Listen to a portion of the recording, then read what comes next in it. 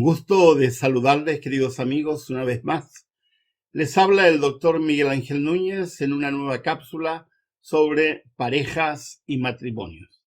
Hace tiempo que no hacíamos estas cápsulas por falta de tiempo. Supieran cómo desearía tener más tiempo para hacer más vídeos, pero me es difícil, así que intento hacer lo mejor posible.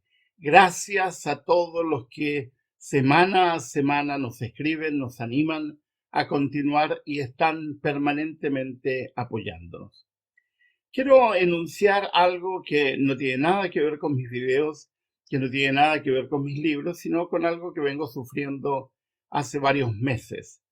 Estoy hace varios meses en constante ataque de hacker a todos mis sitios web. Mi sitio web mi sitio web fue bajado.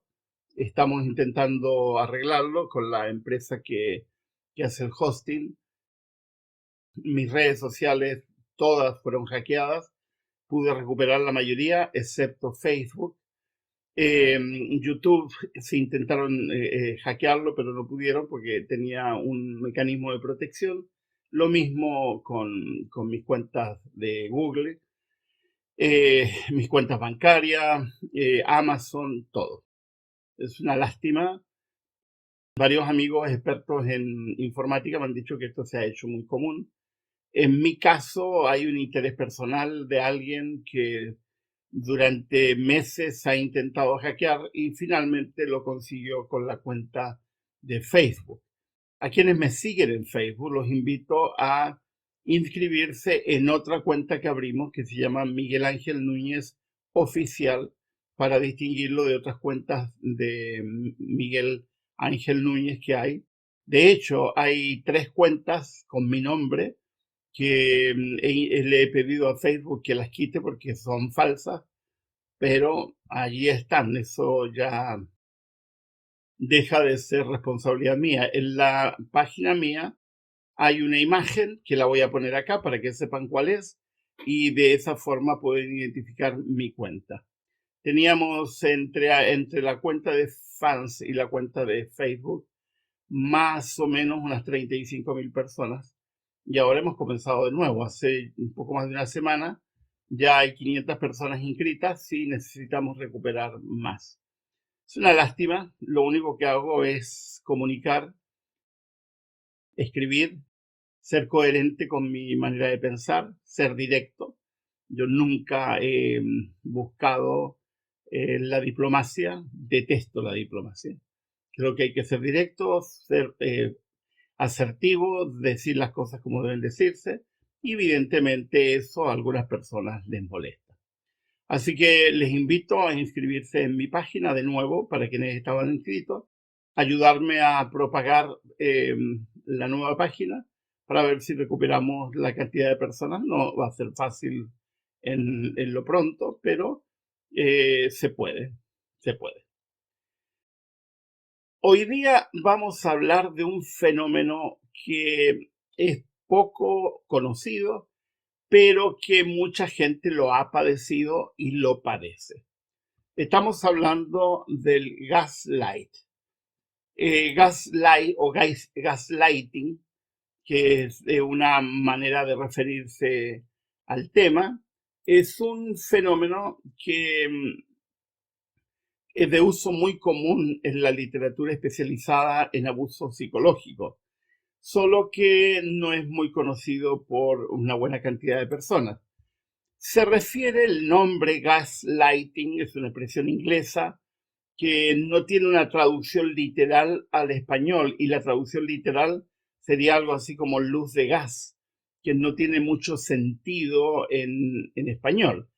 Y hace referencia a una película del Hollywood clásico del año 1944, basado en una obra de teatro que se estrenó en 1938, en la que un hombre manipula a una mujer para convencerla que tiene sus facultades mentales alteradas y de ese modo robarle su fortuna.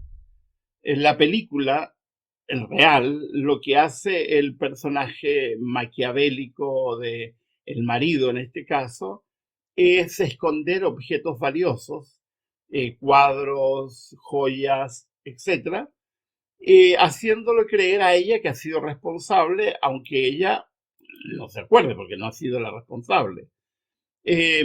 También el hombre atenúa la luz de gas. En ese tiempo no había electricidad cuando está ambientada la película, y le hace creer a la mujer que el brillo de la luz tiene la misma intensidad de siempre. De allí el nombre de la película, Luz de Gas. Eh, la protagonista, en este caso la mujer, siente que se está volviendo loca. Eso la lleva a aislarse, a no querer salir de su casa, a estar ansiosa y a llorar continuamente porque no entiende qué es lo que está pasando y empieza a dudar permanentemente de sus capacidades, que es finalmente el objetivo que tiene el perpetrador, en este caso el abusador sutil, porque no es un abuso abierto. Pretende finalmente hacer que la esposa dude de sus capacidades mentales. El esposo continuamente, de una manera sutil, no estentoria ni violenta, la amenaza con llevarla a un médico para que la diagnostiquen y la internen porque no se acuerda. Y él dice, pero ¿cómo no te vas a acordar? ¿Cómo no vas a saber? Por supuesto, él sabe muy bien que la manipulación que él está haciendo está provocando ese efecto. En la película, la trama termina cuando alguien se da cuenta, en este caso un investigador, y desenmascara el abuso. Pero en la realidad no siempre se desenmascara. Muchas personas padecen de este problema sin percibirlo. Eh, Se refiere en la literatura profesional sobre abuso psicológico al gaslight como una manera de manipulación psicológica sutil. No es abierto, pero provoca a largo plazo el mismo efecto que el maltrato psicológico abierto. Se realiza el gaslight cuando alguien convence a otra persona para que dude de lo que percibe, de lo que siente, de lo que cree, hasta el grado de hacerlo creer que lo que ocurre es solo su imaginación y que no es real. En otras palabras, es una forma de abuso que pretende hacer dudar a la otra persona de su capacidad para percibir la realidad. Frases típicas del que hace gaslighting es, no, eso está en tu imaginación, no, eso nunca ha ocurrido. Ella dice, pero es que tú me dijiste el otro día, no, yo no te he dicho nada. Es que el otro día tú compraste, no, yo no he comprado nada, perdóname, pero tú estás inventando, ¿estás segura de que estás bien? Y lo dicen así, incluso mi amorcito, ¿cómo es posible? Eso está en tu mente. Yo no he dicho nada, yo no he comprado nada, etcétera, etcétera. Hay expresiones comunes como, lo siento, eres una exagerada, o eres un exagerado, porque también se hace gaslighting de mujeres a varones, las menos, pero se hace. O decirle a alguien, pero ¿por qué haces eso? Haces una tormenta en un vaso de agua, si no es para tanto. Estás delirando, tienes fiebre, ¿cómo se te ocurre pensar así? Todo lo que está pasando solo ocurre en tu mente, porque la realidad es otra.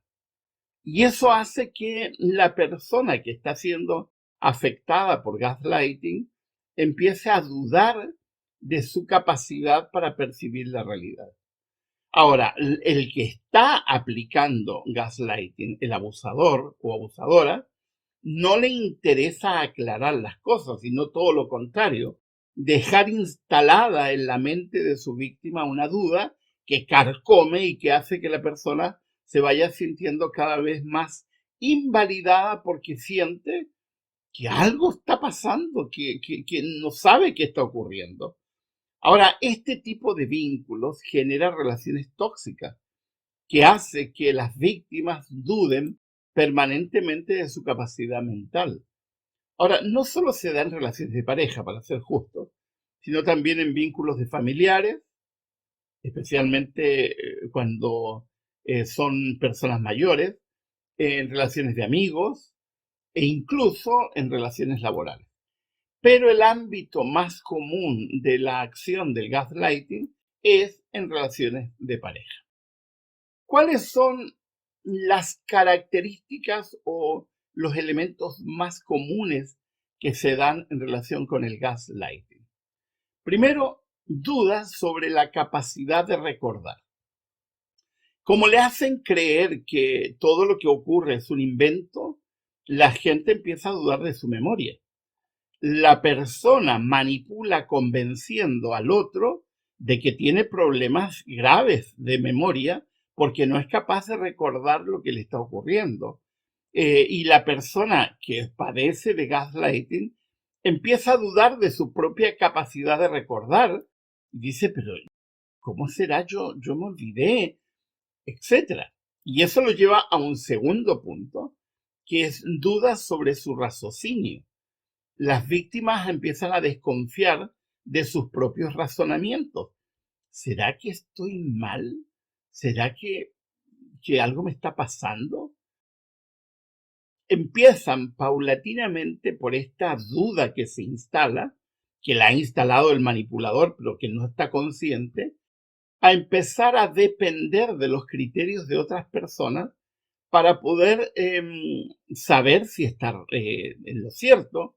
A veces hablan con familiares, con amigos, que generalmente le dicen, le reafirman que no está mal, que lo que ha ocurrido es verdad, pero como está instalada la duda, la gente empieza a desconfiar. Ahora, esto de depender de los criterios de otros para determinar si lo que estoy recordando, lo que estoy viviendo, lo que estoy razonando es correcto, también puede eventualmente prestarse para manipulación si te toca a alguien que también sea manipulador o manipuladora. Así que es un riesgo. En el caso del que hace gaslighting, el manipulador enfatiza por la falta de raciocinio, por las dudas sobre el raciocinio, por las dudas sobre la memoria, lo utiliza como una manera de reafirmar lo que ha venido sembrando, que es una especie de círculo que finalmente logra su objetivo en convencer a la persona de que está mal de la cabeza. ¿Qué ocurre al interior de la persona? Que empieza a dudar de su memoria, que empieza a dudar de su raciocinio, se instala otra gran duda que es sobre la propia salud mental. Algunas víctimas incluso llegan a asumir que tienen un trastorno psicológico, incluso algunas recurriendo a especialistas de salud mental, creyendo de que tienen un problema psicológico. ¿Cómo hacer tanto? Que me olvido, que no razono bien, pero ¿cómo? Eso explicaría, y ahí se produce un proceso de retroalimentación, algunas de las supuestas reacciones emocionales inadecuadas, pero es que pues, la gente empieza a desesperarse, porque si te están diciendo constantemente, yo no te he dicho, tú no te acuerdas, yo no compré y otras cosas por el estilo, la gente se empieza a desesperar y paulatinamente empieza a creer que todo lo que le está ocurriendo es verdad. Eso produce graves problemas en las personas que sufren en gaslighting y, entre otras cosas, ocurre que las personas empiezan a dudar de sí mismas, a bajar su autoestima, a pensar que son inválidas emocionales o inválidas mentales. Obviamente eso genera un sentimiento de minusvalía enorme. Las dudas alimentadas y retroalimentadas por el abusador o abusadora con la cual está viviendo generan una sensación de minusvalía, de pequeñez, de sensación de no soy capaz, etcétera, todo en el contexto de manipulación. Todas las personas que me ha tocado atender a lo largo de los años, víctimas de gaslighting, sufren un deterioro emocional, mental y de autoestima altísimo. porque esto es como una gota de agua que va cayendo sobre una roca y que termina por destruir hasta la roca más dura. En un próximo programa vamos a hablar de cómo darse cuenta si estoy o no estoy siendo víctima de gaslighting. Y en un siguiente programa vamos a hablar de las características que tienen las personas que hacen gaslighting. Y en un cuarto programa y último vamos a hablar de cómo salir. Así que este es lo primero. Los invito para el siguiente programa donde vamos a hablar de cómo darse cuenta para poder prevenir algún tipo de situaciones en este sentido. Ha sido un gusto estar con ustedes. Los espero en un próximo programa. Les ha hablado el doctor Miguel Ángel Núñez.